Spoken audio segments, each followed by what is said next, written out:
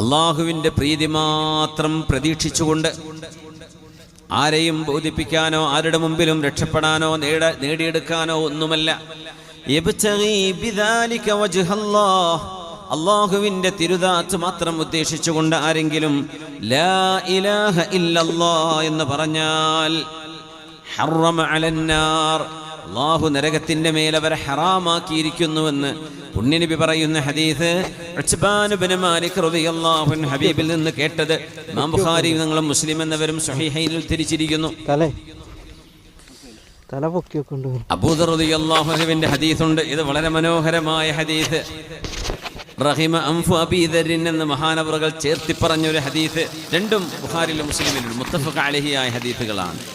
റസൂലുള്ളാഹി തങ്ങൾ, ഹബീബായ തങ്ങൾ മഹാനായ അബൂദർ ഗിഫാരി റളിയല്ലാഹു അൻഹുവിന്റെ മുമ്പിൽ പറഞ്ഞൊരു ഹദീസ്. മാ മിൻ അബ്ദിൻ